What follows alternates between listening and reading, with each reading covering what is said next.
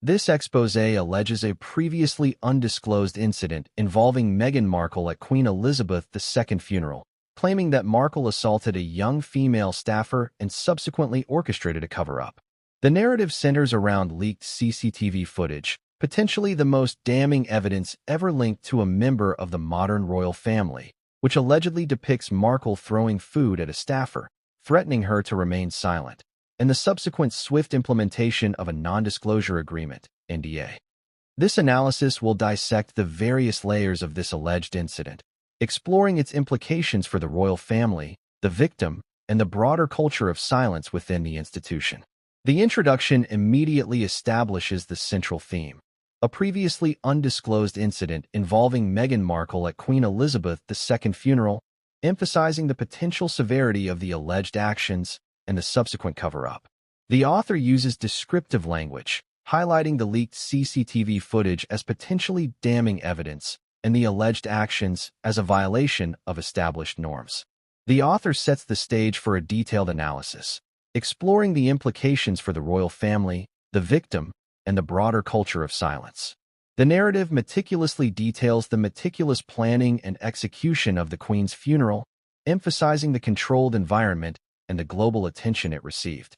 This contrast serves to highlight the alleged clandestine nature of Markle's actions and the subsequent cover-up, emphasizing the stark difference between the public image of solemnity and the alleged behind-the-scenes aggression.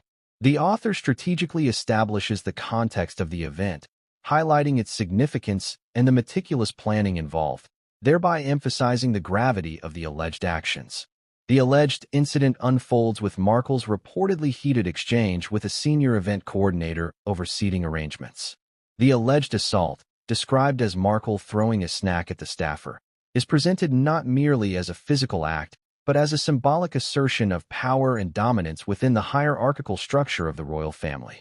The subsequent alleged threat, "Keep your mouth shut if you know what's good for you," further underscores the alleged intimidation and the deliberate attempt to silence the victim.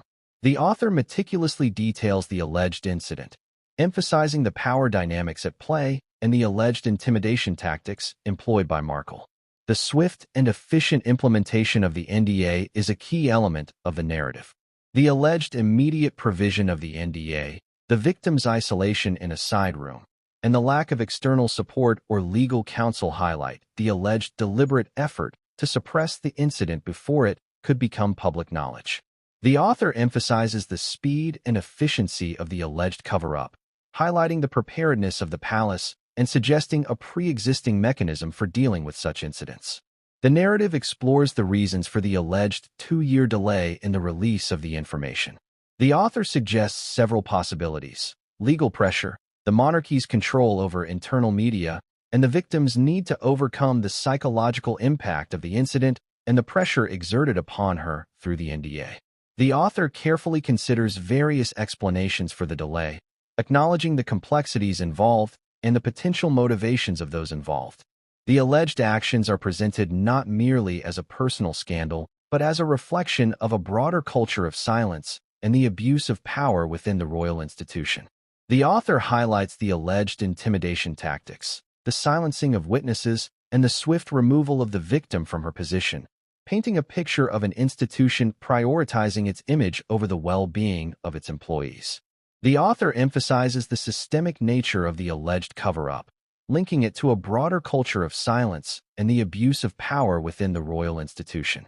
The narrative concludes by questioning the potential existence of other similar incidents that have been suppressed within the royal family. The author emphasizes the potential implications of the leaked footage and the broader implications for the monarchy's image and the culture of silence that allegedly enabled the incident to occur. The author concludes by posing critical questions about the potential scale of the issue and the need for accountability. In essence, this exposé presents a compelling narrative of alleged abuse of power, intimidation, and a deliberate cover-up within the British royal family. The alleged actions, the subsequent silencing of the victim, and the 2-year delay in the release of the information all contribute to a picture of an institution prioritizing its image and reputation over the well-being of its employees and the pursuit of truth. The analysis concludes by emphasizing the gravity of the alleged incident and its potential implications for the future of the monarchy.